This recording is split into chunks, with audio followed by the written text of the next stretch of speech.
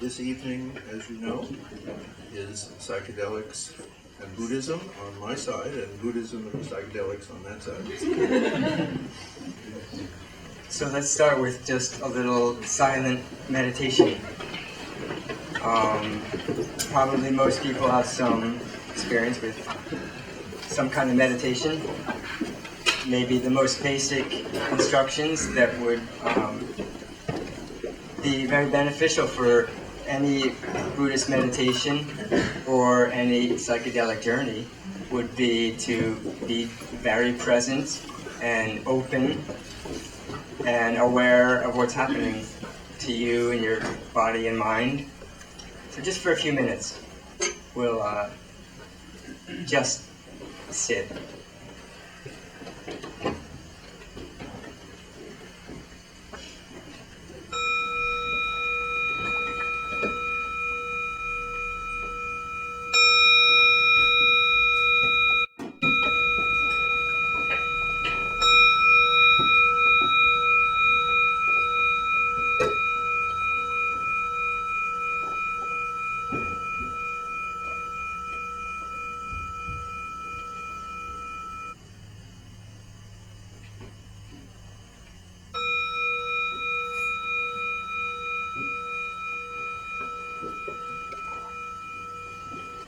My name is Kokyo. Should we say a little bit about ourselves? Much as you are willing to share. I've been a Zen Buddhist priest for 18 years in the tradition of Suzuki Roshi in San Francisco Zen Center. And mostly living in monasteries or similar environments over that time. And before I got into practice, or maybe around the same time I was getting into practice, some psychedelic experiences were really formative for me. And I think this is true of many people who end up getting into long-term Buddhist practices. They begin their practice with a whole new way of seeing the world through such an experience, and often then they'll put it aside or they'll integrate it some way. But for me, it's something that I really honor in my life, and that's something we can explore. Is there some connection there? But for me, I think it was a significant condition for basically like giving my whole life to Buddhist practice.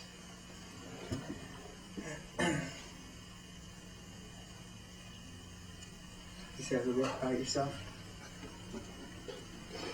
I'm Jim, and I guess mine might be the opposite story.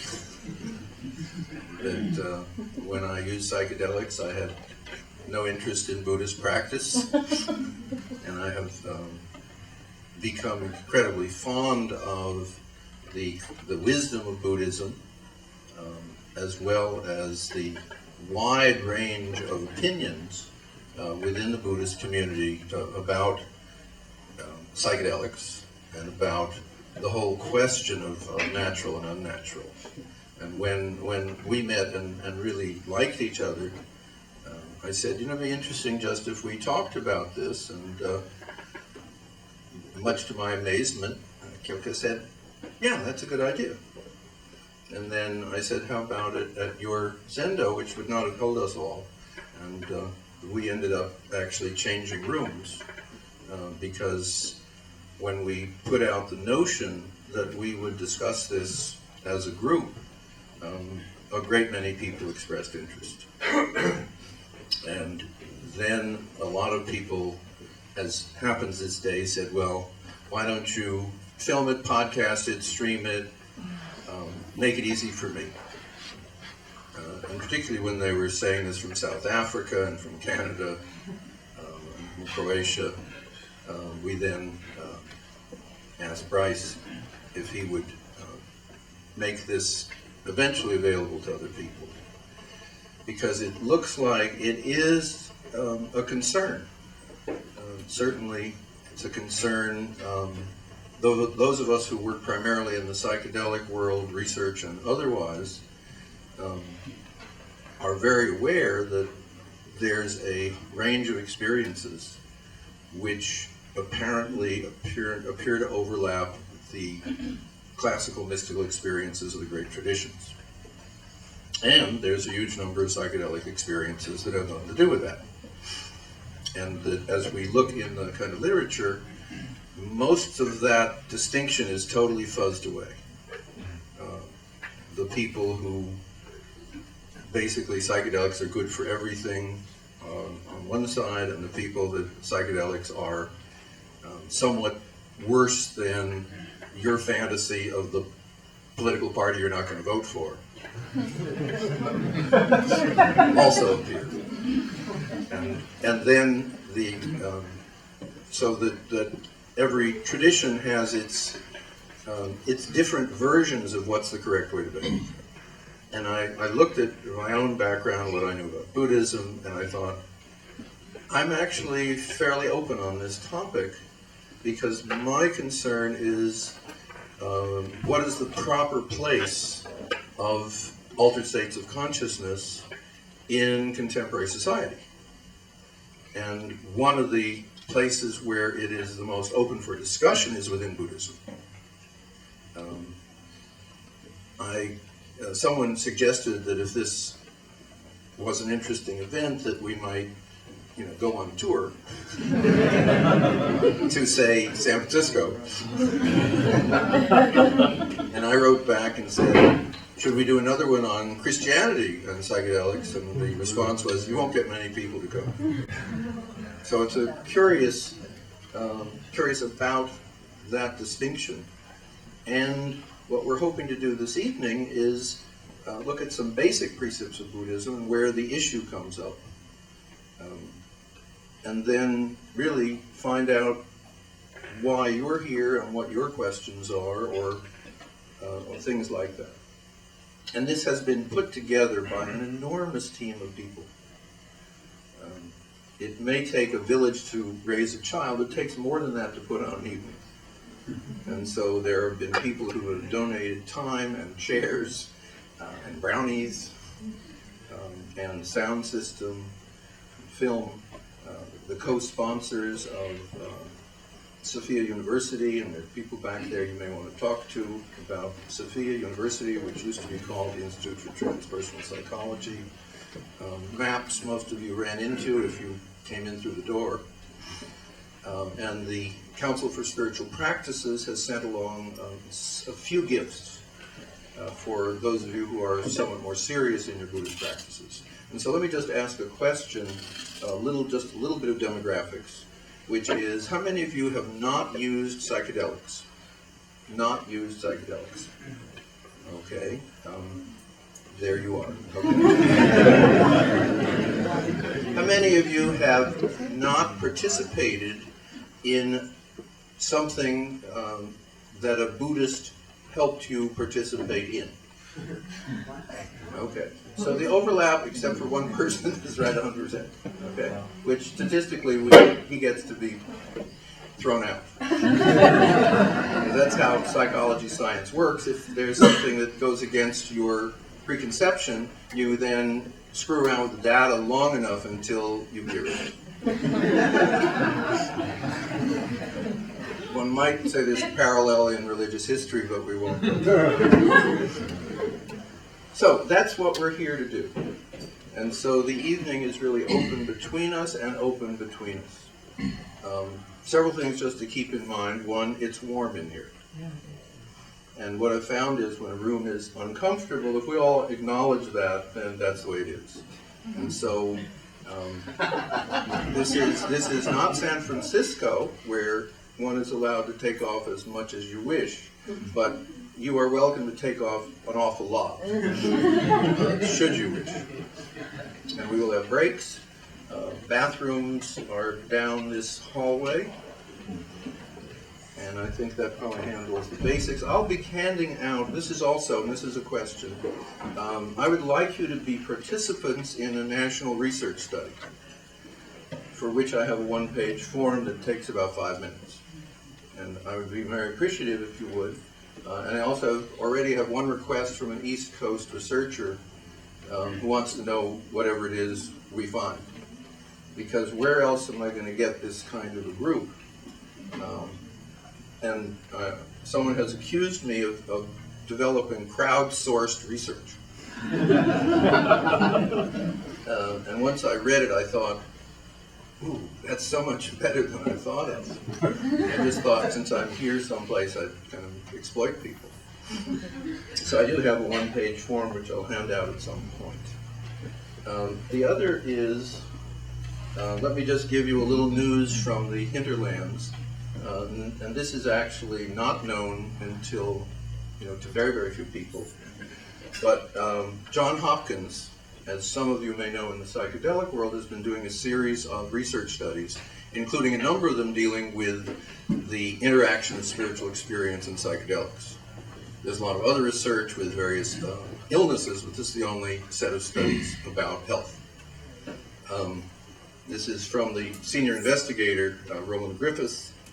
We have a study in active planning stages to investigate the subjective, behavioral, and neural, MRI, acute and enduring effects of psilocybin in long-term meditators. We expect to start enrolling during the first quarter of 2013. Because of the many study visits over the course of 4 months, participants will be restricted to those that live within easy commuting distance of Johns Hopkins. If you have people who live near Johns Hopkins, which is in Baltimore, who are already serious meditators, they're doing a study at the moment where they're saying to people, we'll give you psilocybin if you will meditate.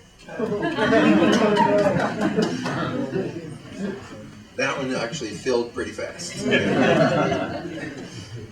So anyway, that is also the level of seriousness that is going on. So they're looking at it in a kind of a scientific paradigm. We're looking at it in, I'd say, a Buddhist paradigm. So let's talk Buddhism for a while. Thank you. Just to kind of set the stage a little bit from the Buddhist perspective. First of all, Buddhism is, we could say many things about it, but foremost it's about kindness and care for each other. And so let's have that be the mode for the evening. Facebook was one of the main ways we advertised this event. And there were some strong debates, maybe we could say, going on the Facebook events page about this issue. And sometimes the tone was not completely kind and gentle.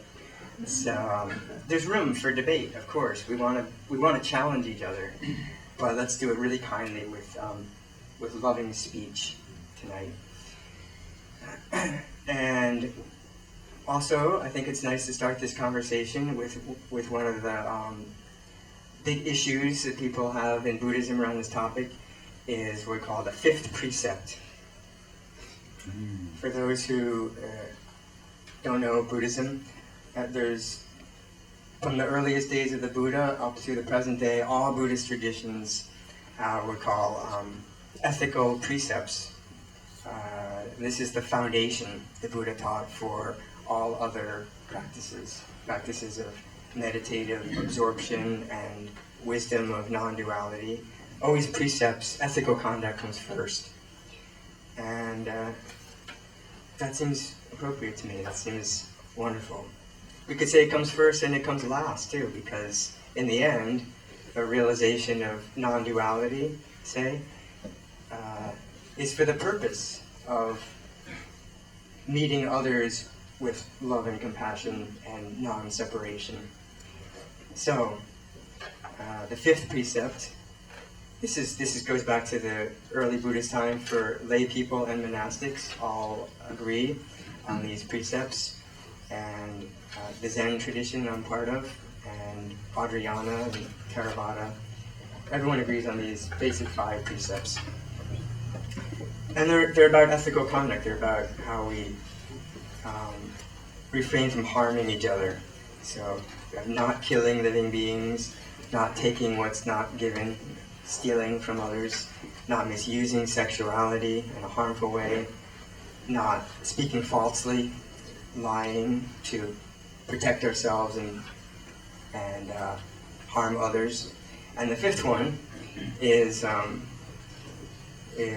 originally worded in the Pali and Sanskrit as not consuming alcoholic beverages that lead to heedlessness or carelessness.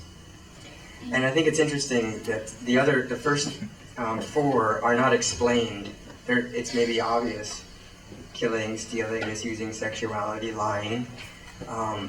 So in the original language list, they're very short, but this one is much longer line.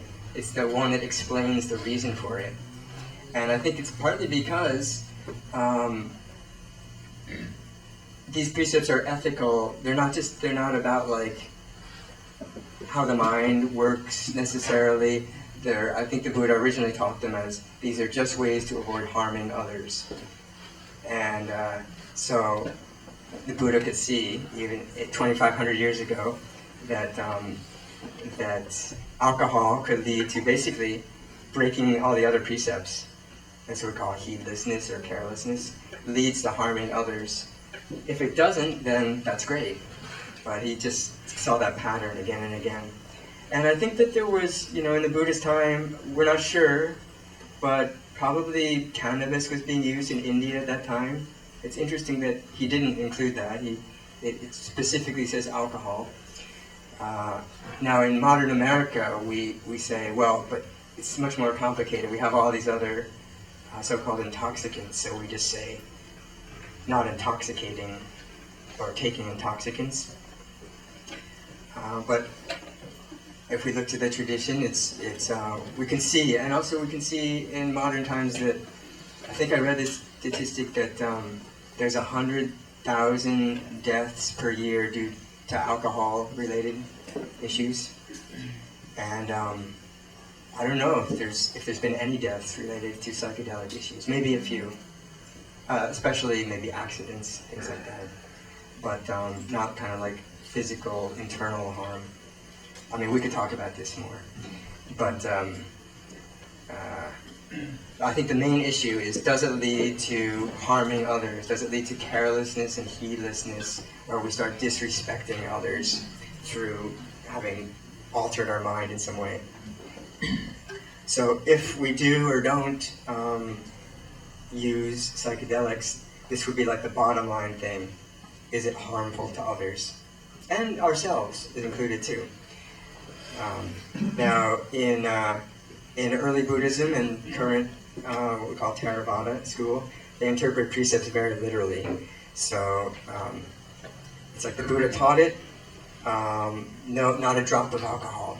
And people in Thailand, for example, some people may follow this very literally. In what we call Mahayana Buddhism, of which Zen is a part, and Vajrayana, Tibetan Buddhism is a part. There's a slightly different take on the precepts.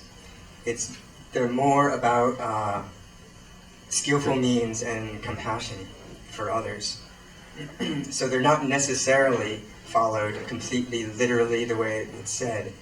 And this is not just a modern thing. This goes back to ancient Indian teachings of Bodhisattva path, where compassion comes foremost. So like a common example would be, like there's the precept about lying. In the early tradition, it's like, no matter what, you just never lie. In the Mahayana kind of skillful means Bodhisattva tradition, it's whatever's beneficial to people. So say you have an innocent person hidden in your house, and somebody comes looking for them to kill them, for example. You want to protect them, and they say, is that person in your house? You say, no, they're not. You lie, and the Bodhisattva's vow, in this case, is to break the literal precept to help that person. That's the Mahayana spirit of precepts. So this fifth precept is dangerous, because we have to ask, if we go against the literal meaning, of either alcohol or to include all kinds of other anything that alters the mind in any way. If we violate that on the grounds of compassion, like we think this would be beneficial to others or ourselves, we have to be very, very careful. I think it's very easy to fool ourselves. That's why this Mahayana great vehicle is very challenging. It's why it's more profound in a way than just literally following rules. It's like we really have to ask deeply and very honestly check with ourselves, do we really feel this is beneficial? So I think that's a good context to look at use of different substances. Is it, we feel like it'd be beneficial to ourselves, and from a bodhisattva perspective, we don't really think so much about is it beneficial to ourselves as the foremost thing, but is it beneficial to our ongoing unfolding of realization so that we can help others. It's really about compassion and helping others in the end. So some people might go into like solitary retreat for years and years. It might not look like that's compassionate work to help others, but if they're doing it in the bodhisattva spirit, they're doing that work on themselves in order to eventually benefit others, particularly benefit others by the realization that we're really not separate.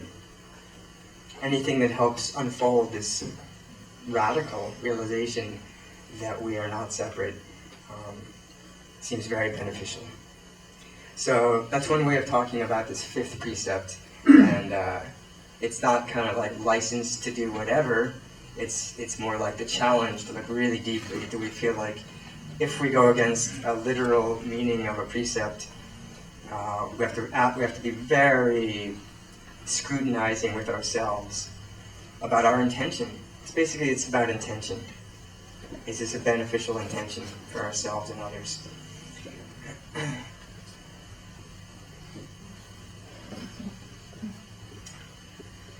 Maybe that's enough on that point. It seems to me one of the issues I see in the arguments rarely are at this sensible level, but the argument internally is a serious question: is does the use of psychedelics, to having psychedelic experiences, improve or degrade my practice? Now, this isn't yet outside of the person, so this discussion about this question about what does it do to practice is very internal. And I have been educating myself with, of course, the help of divine providence, meaning people send me stuff who I've never met about something else, and in it is a little gem. And just looking. And today I was told this, I want to give you a few of these so it's a little bit of what the issues are personally. This is an Alan Watts story that Tom told me this afternoon, that Alan, near the end of his life, and Alan was one of the great popularizers of Buddhism, and within the Buddhist community there are two points of view: too much popularization, etc., or good for you, Alan. Near the end of his life, he was asked by a young man, is it worthwhile to take LSD? Seems kind of right in your face. After pondering a bit, Alan replied, that's like asking me if life is worthwhile. And, Alan continued, for God's sake, don't take any street acid. So there's a level of kind of bodhisattvaness and a level of extreme practicality.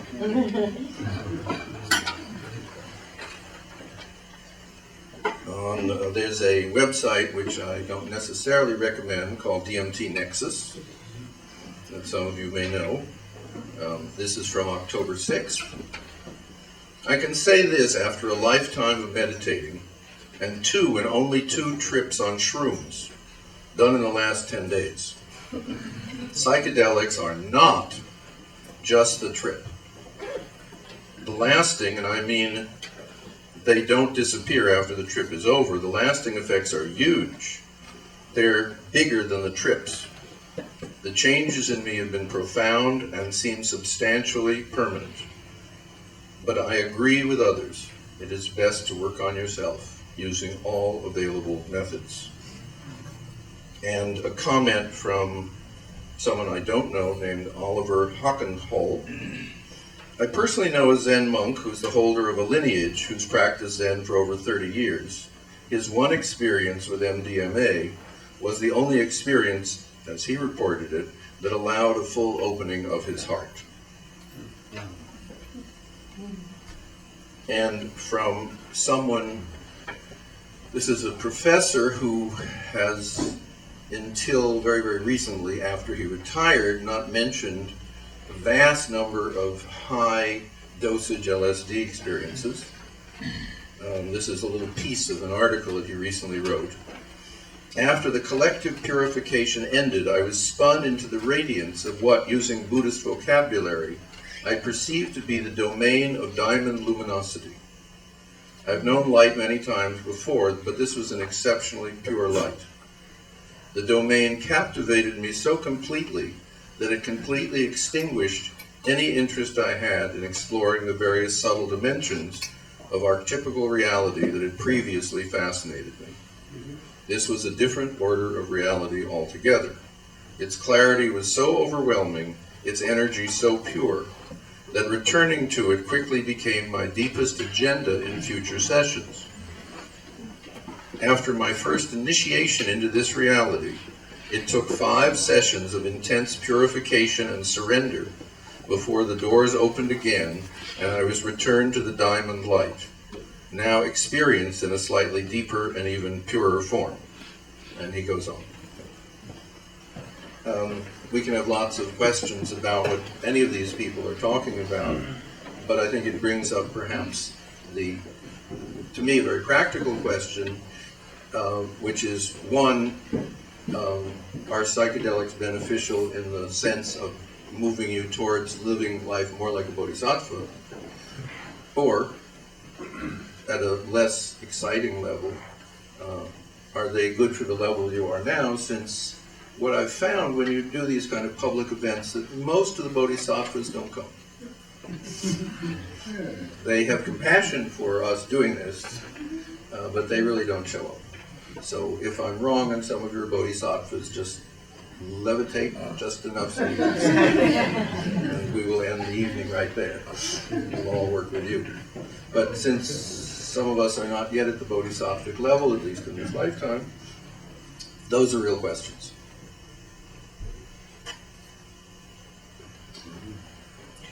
Maybe one place we could go is to talk about, you mentioned those experiences. What are the qualities of experience that would be, could be in accord with Buddhism from a psychedelic experience? Because there's lots of things that happen on a psychedelic experience that maybe you mentioned have nothing to do with Buddhism. Maybe the majority of any trip. So, what are they? This might just be one useful framework to think about. And a lot of people have written about this, tried to define different qualities. The one that is my favorite so far is pretty old. Walter Pahnke, his the so-called Good Friday experiment. Some people may know. This was in 1966. Jim probably knows some of the people involved in this. It was in the Christian setting, but these were theological students in a seminary school on a Good Friday service that were given psilocybin as a scientific experiment with a placebo for some people, and so they try to really, check it out. And they came up beforehand with the kind of like they call it the 9-category typology of mystical state of consciousness. So kind of like list of qualities of mystical experience. And we usually don't use that word so much in Buddhism, in my experience. Mystical experience, it sounds a little too far out or something. But when I looked up mystical in the dictionary,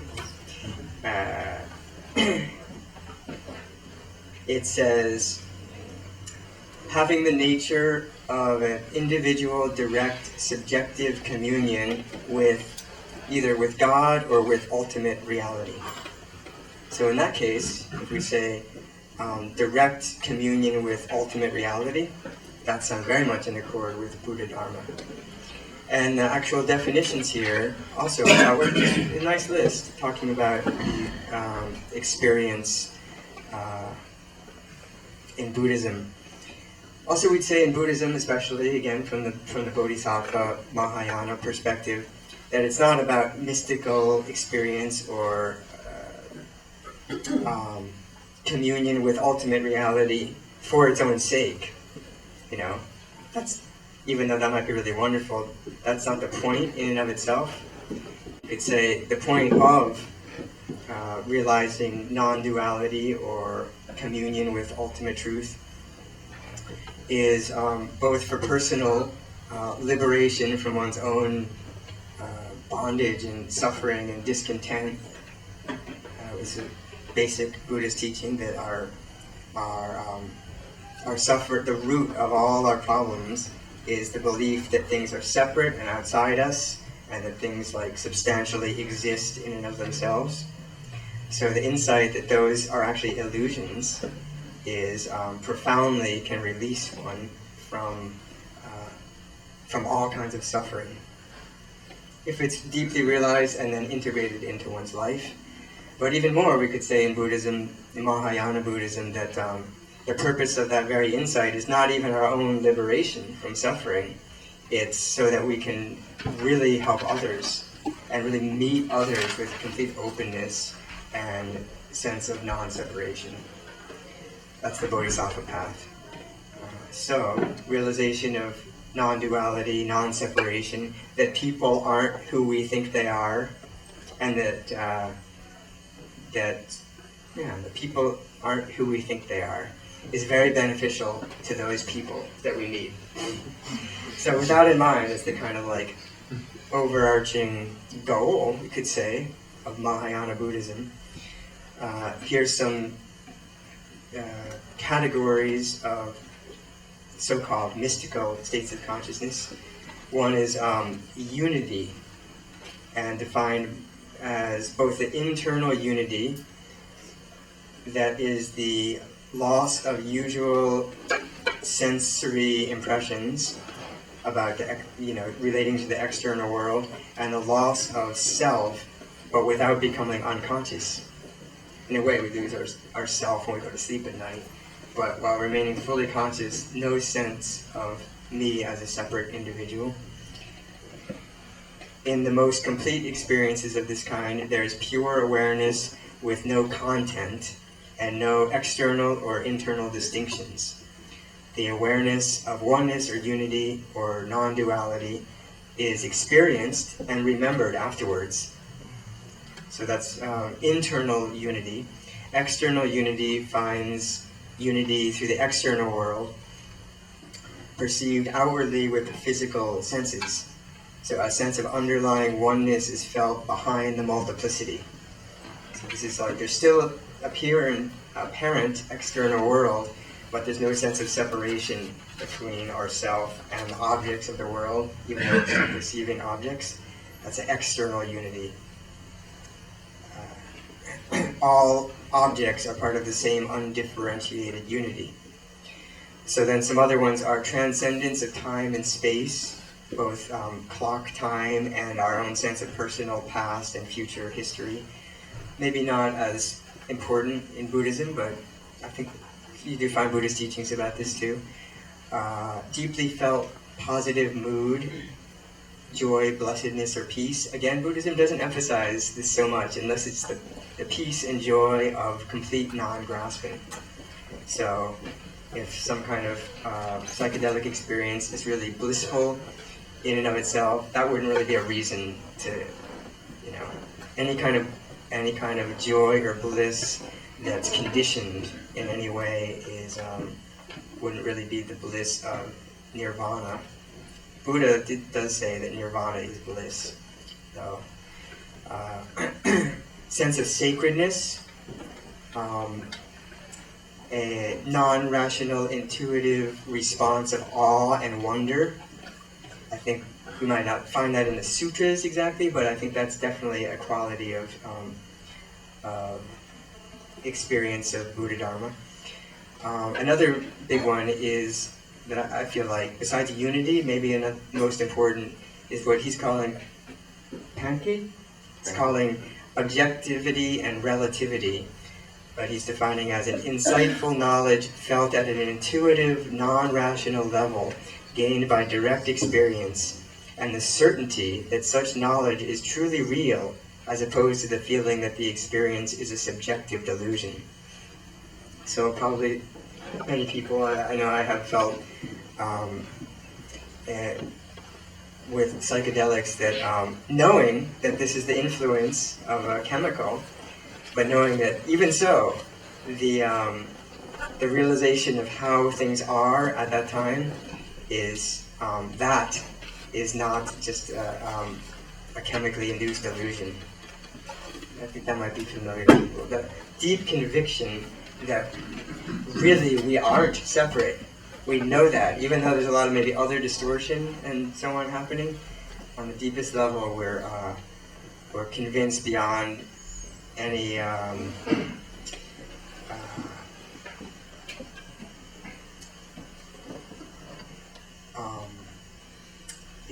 rational thought.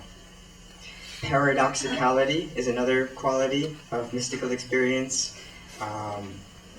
Like in Buddhism, we might say, form itself is emptiness. Emptiness is form. It's paradoxical. It doesn't really make sense rationally, but in a mystical experience, it makes complete sense. And related to that is alleged ineffability, meaning the experience is beyond words. So if somebody were to say, well, can you explain how form really is emptiness? I'm sorry, no. Transiency is the temporary nature of mystical experience, that we do return to usual experience for the most part. Maybe the Buddha never did, but most part it's a temporary experience. And then maybe also, lastly, and maybe most importantly, is persisting positive changes in attitude and behavior after the experience is over. And this is 4 parts. Positive changes toward oneself, toward others, toward life, and toward the mystical experience itself.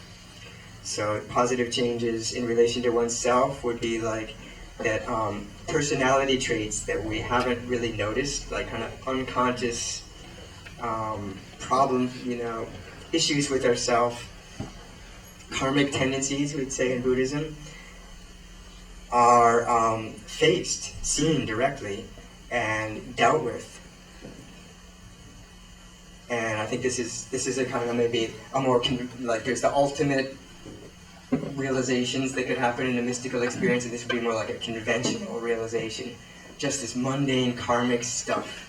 And a very important part of Buddhist practice. We're dealing with our stuff, and both deep meditation practice and psychedelics can also have this tendency of bringing up all this unconscious sludge of our kind of karmic stuff to really look at it in a kind of therapeutic way. Change relating to others, and I think this is very important and true in both the cases, that more sensitivity, tolerance, love, and openness of others. Lasting changes through mystical experience. Changes towards life itself, particularly relating to the meaning of life, vocational commitment, appreciation of all life are strengthened. And changes toward relating to mystical experience itself. It's regarded as valuable and useful. It's easier to appreciate and understand others' mystical experiences and their crazy talk about mystical experience. If we have that, I understand. It might be different than mine, but I deeply honor that possibility. So it's maybe a framework we can get into some of like what we're talking about here. Those that wonderful list. As I was listening to it, I was going back into my own past and kind of making little check marks and maybe not making little check marks.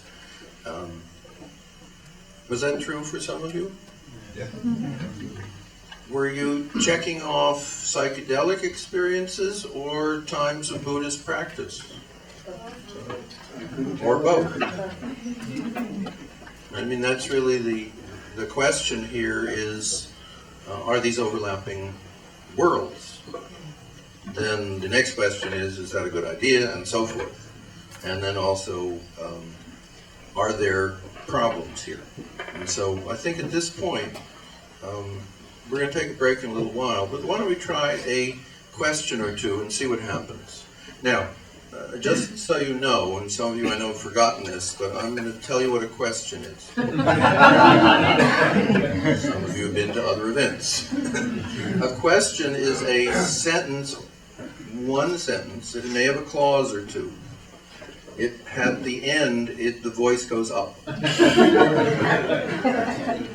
It is not a statement, it is not a position paper, it is not a chance to sell something, and it definitely does not start with, before I can ask my question, I have to tell you about my trip.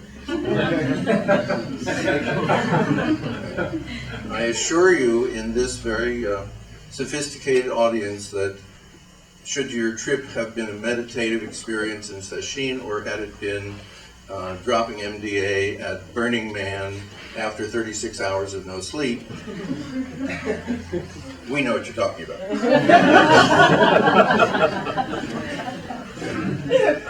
So, it's clear what a question is? Now, I should warn you that I have a terrible habit of when you forget, I remind you. Such as, thank you, and then we'll go to someone else. So, if there's a question, or if at least you can fake it, you can pretend it's a question, it's okay. But it has to still meet the criteria. And let's see, because one of our questions is, see, we know why we came here. Because we like each other, this is a fun way to spend an evening, and we get to talk about these things. Had we charged you, we would have really known why we got you. But what we agreed on from the onset is, Tokyo said, this is donations, which is simply a better way to live. So we don't have a lot of stake other than that we're already having a wonderful experience. So we don't know why you're here, and one of the possibilities is you have a question. Now, remember, the chances of getting an answer are slim. But a question is far better than an answer. The problem with an answer is it ends the discussion. So I think what we will probably have is questions and then comments. So let's see what happens. Does someone have a question? Yes, please. I think I can speak loud enough. I want you to stand up because that'll make you speak a little louder. Okay. Either with psychedelics or practice, how do we get past the problem that once we've seen something, now we want to get back there and we're grasping it and we're looking for it, and it's really hard to get there because it's a state of innocence, right? And so that's been my personal experience, is that I had a, well, you get the idea. That's a great question that I think we definitely want to talk about. Is we have a wonderful experience that we feel like is really beneficial, and then how do we get back there? It's a state of innocence, so any movement or wish to get back to a state of innocence is already not innocent. And this is, a very major issue in Buddhist practice, and maybe not talked about so much in psychedelic practice, but I think should be, because that's what we call grasping or attachment. That we have an experience and then I got to get that again, and that's the definition of discontent in Buddhism. That's it. It's not talked about in psychedelics enough, no. But it is that wonderful paradox of, I just did this and then this incredibly wonderful thing happened and I want it again, so the question is, do you have any stuff on you? And how fast can I get back there? I have a book out called Psychedelic Explorer's Guide, and one of the unread parts says, after you've had a major experience, if within the first 6 weeks after it you feel you need to get back there, all you're doing is avoiding something that's come up. And that wait another 6 weeks or 6 months if you're serious. So there's a tendency to say, well, it was fine out there and it's crummy here. Obviously the solution is to go back there.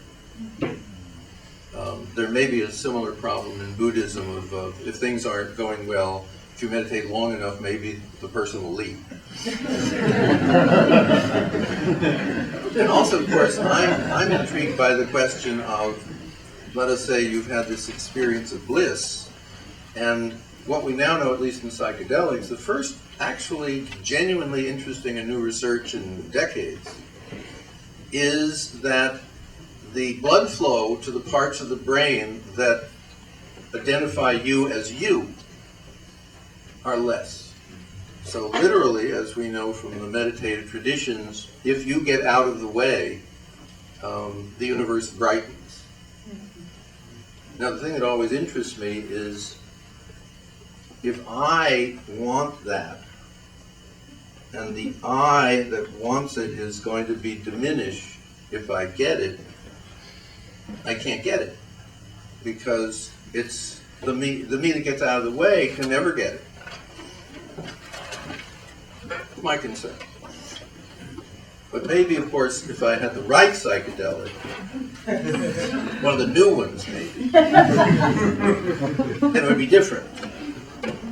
And you can see the problem.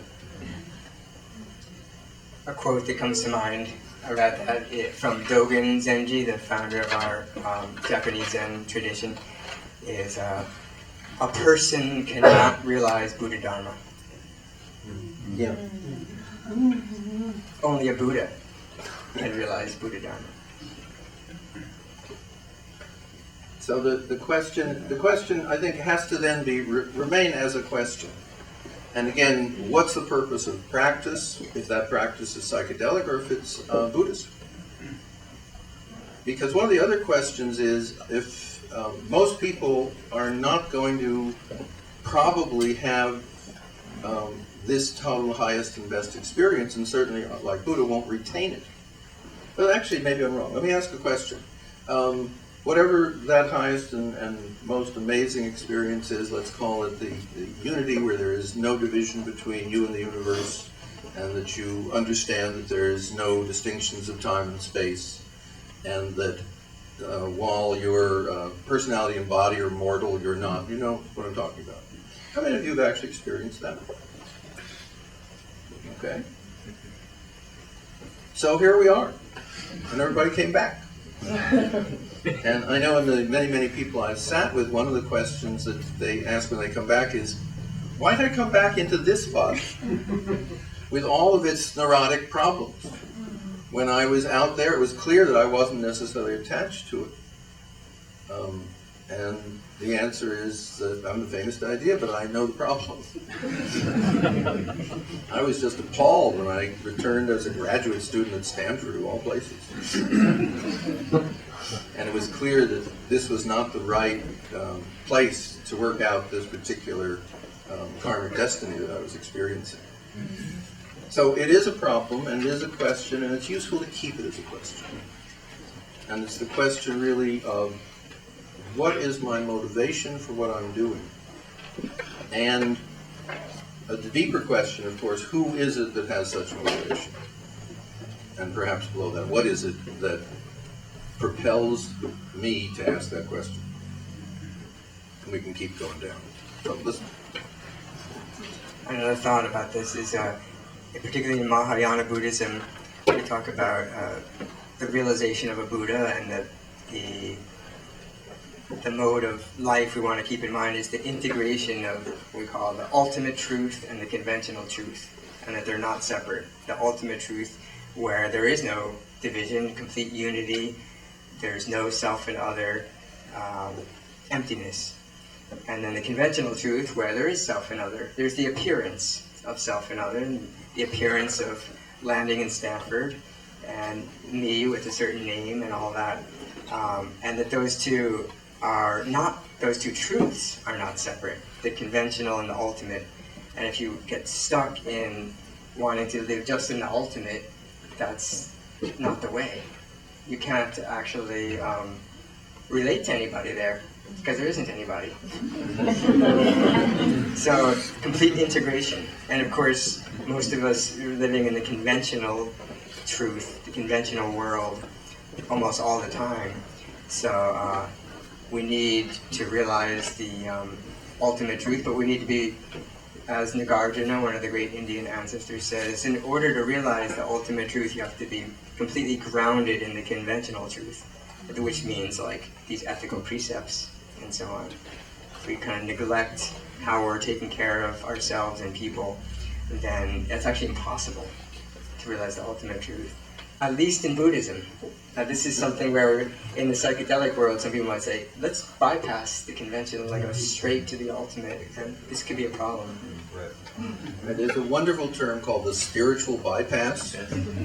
That's when you realize you're God and you're still screwed up.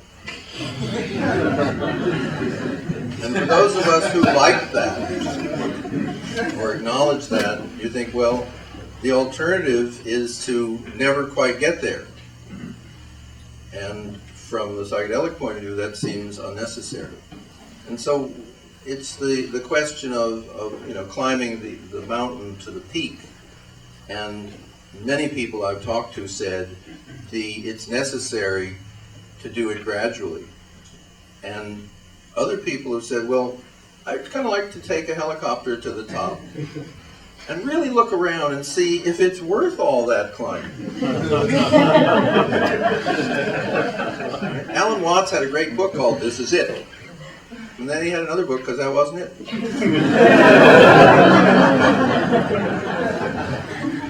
So there we are. And given that we are all divinely realized beings, and there's only one of us, and there's total unity, but at another level, it's probably time for a break.